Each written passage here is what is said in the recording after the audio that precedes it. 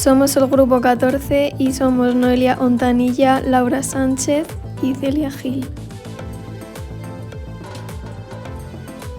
En este vídeo hablaremos de la teoría sobre la reproducción social en la escuela según Bourdieu. En primer lugar hablaremos de la contextualización del tema, también explicaremos aspectos importantes de la vida de Bourdieu y algunas influencias que tuvo. Para finalizar este vídeo terminaremos con una conclusión general del tema y hablaremos sobre algún dato curioso, además de poner las referencias bibliográficas. Nos situamos entre 1960 y 1970, pero específicamente nos encontramos en 1964, cuando se implanta la Ley de Derechos Civiles. Esta ley prohibía cualquier tipo de discriminación, ya fuera de sexo, de religión, de origen nacional, etc. Aunque paralelamente a la Ley de Derechos Civiles empieza a surgir unas teorías y unas afirmaciones que argumentan que el sistema educativo emerge en las desigualdades sociales, es decir, la educación dentro de los centros educativos. Por lo tanto, el sistema educativo reproduce desigualdades sociales que se acaban transformando en desigualdades en la vida. A partir de estas teorías surge un debate en Estados Unidos sobre el sistema educativo y las desigualdades sociales. Esta discusión se extiende y llega a toda España y sobre todo en el ámbito francés. Así pues, en Europa también se crea un debate sobre el sistema educativo, las desigualdades sociales y el currículum. Pierre-Félix Bourdieu fue un sociólogo francés de los más destacados en la época contemporánea. Nació el 1 de agosto de 1930 en Deauville, Francia, y falleció el 23 de enero de 2002 en París, Francia. Su trabajo se centró en los ámbitos de la sociedad, de la cultura, la educación, los medios de comunicación y estilos de vida. Su obra más destacada es La reproducción. También hablaremos del modelo sociológico constructivismo estructuralista, que lo explicarán mis compañeras a continuación y hace gran hincapié del capital social y simbólico. La sociología de la educación es uno de los aspectos más conocidos de la obra de Bourdieu. Define la sociología como una ciencia que intenta establecer leyes, entender regularidades y definir los principios.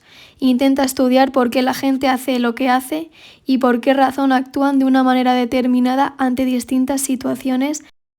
Antes de entrar en la que sin duda es su obra cumbre, la sociología de la educación, la reproducción, haremos mención a una obra previa de los años 60, titulada Los estudiantes y la cultura.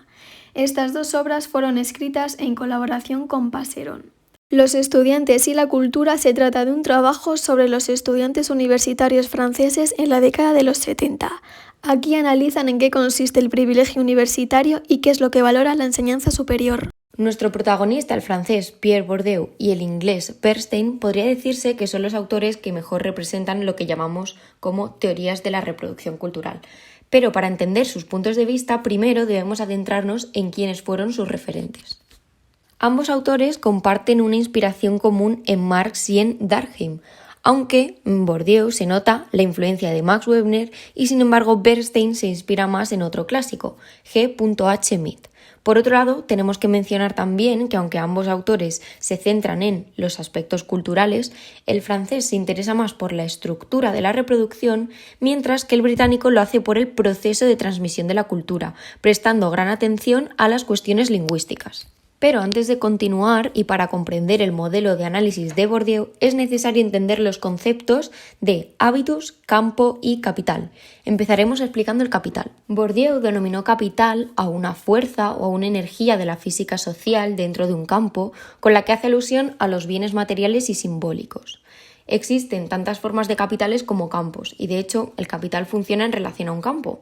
Y a la vez los capitales están interconectados pero funcionan de forma independiente, pudiendo transformarse en otro tipo de capital. Bourdieu distingue 4 tipos principales de capital. En primer lugar, el capital económico. Hace alusión a los recursos y a las propiedades materiales de los que dispone cada sujeto, cada persona. Por ejemplo, tierras, fábricas, producción, trabajo, bienes. Por otro lado, el capital cultural es el conjunto de activos sociales que posee una persona. Por ejemplo, el intelecto, la educación, el estilo de vestir, de hablar, el conocimiento, etc. e inicialmente son los padres los que proveen a los hijos de un determinado capital cultural, dependiendo de su nivel intelectual, académico, sus gustos, sus preferencias, etc.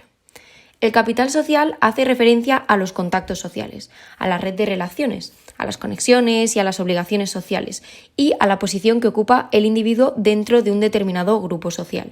Por ejemplo, amigos, parientes, contactos, conocidos. Y por último, el capital simbólico tiene que ver con las etiquetas, los protocolos y el conjunto de rituales que están relacionados con el reconocimiento por parte de un determinado grupo social. También se relaciona con el valor que un grupo social le da a una persona u objeto y en el que todos están de acuerdo. Por otro lado, hábitus y campo son dos conceptos muy importantes que incorpora Pierre Bourdieu para intentar explicar de la manera más sencilla posible la posición social que ocupa una persona. En primer lugar, el hábitus, que forma parte del capital cultural, se encuentra integrado, formado por la personalidad del individuo. Hábitos, forma de pensar, forma de actuar, habilidades, etc. Es la parte intrínseca del ser, que nos puede ayudar, o en su defecto perjudicar, en el objetivo de conseguir, de lograr otros tipos de capital, como puede ser el económico y el social. Dota al individuo de las herramientas necesarias para moverse e integrarse en un determinado grupo de manera natural, sin que haga falta ni sea necesario un plan. De esta forma, este concepto se relaciona sobre todo con habilidades y conocimientos que son necesarios para obtener un puesto a nivel social relevante, importante, a través de intercambios afectivos, intelectuales y sociales. Y por otro lado, el campo, que es otro componente del capital cultural, es un elemento que distingue los distintos aspectos o campos en los que se puede tener mucha o poca habilidad. Por ejemplo, arte, ciencias, religión, leyes.